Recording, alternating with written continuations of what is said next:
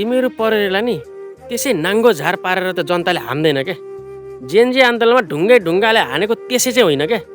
तिमीहरूको नि यो काम गराइ देखेर जनता वाक्क भकाउने क्या। यो अस्ति भएको यो मुस्लिम यो पर्वमा होइन, त्यहाँ हतियार बोकेर आए मुस्लिम समुदायका मान्छेहरू, त्यो हतियारलाई यिनीहरूले नक्कली भनेर प्रेस विज्ञप्ति निकालिदिएछ। यो मान्छेले बोकेको हतियार र यो हतियार उस्तै लाग्छ? कुन एङ्गलबाट तपाईँलाई नक्कली लाग्यो? अनि तिमीहरूले के केरा खाएर चाहिँ छानबिन गर्छ र? तिमीहरूको आँखा छैनन्?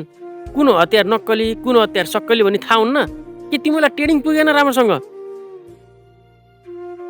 माथिका सिनियर अफिसरहरूले चाहिँ ड्रेस राम्रो भएन, हामीलाई भत्ता भएन, हामीलाई चाहिँ सेलेरी भएन भनेर भन्ने, अनि तिमीहरू मुझे गेडीहरूको काम चाहिँ यो के हो?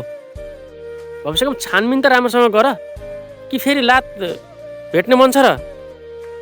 अचम्म यार, के को हतार होला यार छानबिन गर्न पनि? अब नक्कली हतियार हो भनेर बनाइरहेछ सालाहरू।